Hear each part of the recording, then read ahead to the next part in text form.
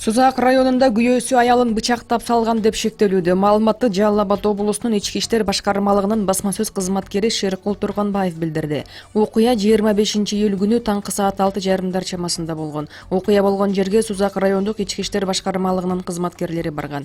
Белгилүү болгондой, Сузак районунун 31 жаштагы тургуну 30 жаштагы аялын уруп, аш бычак менен денесине сайып жиберген. Натыйжада алган жаракатынан улам аял киши каза болуп калган. Бул факты кылмыштардын жана жоруктардын бирдиктүү реестрине катталып, Сузак райондук сотунун чечими менен шектүү 2 айга убактылуу кармоо жайына киргизилди.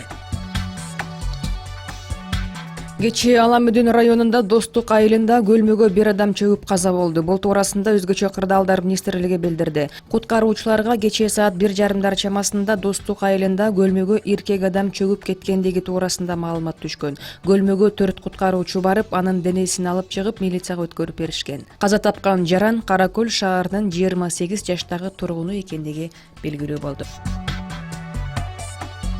Алай районунда жол кырсыгы катталып, 61 жаштагы жүргүнчү каза тапты. 27-июль күнү кечки саат 9:30 чамасында Ош Сары Таш Иркештам унаа жолунда Кара Суу районунун тургуну өзүнүн Lexus үлгүсүндөгү унаасын башкарып бара жатып, жолдун четиндеги көмүр жүктөлүп турган оор жүк ташуучу унаанын чиркегичин сүзгөн.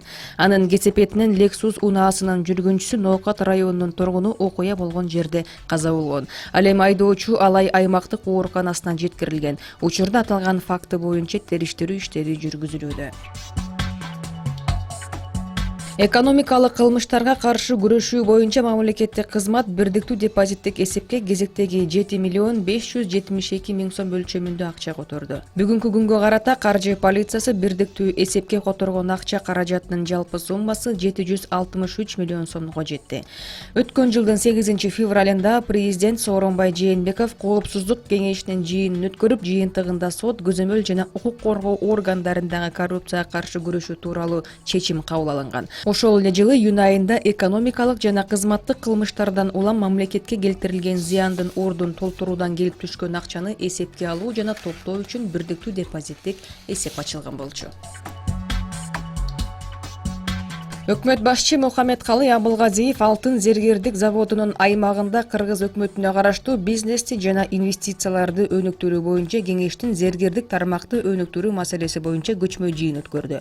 Өкмөт башчы заводду кыдыруу учурунда технологиялык процесс менен таанышып, чын жер токуучу, механикалык жана куюучу жабдууларды көрүп чыкты. Бизнести жана инвестицияларды өнүктүрүү боюнча кеңештин зергердик тармактык бизнес ассоциация өкүлдөрүнүн катышуусундагы көчмө жыйынында атамекендик зергердик продукциялардын атаандаштыкка жөндөмдүүлүгүн жогорулатуу маселелери талкууга алынды.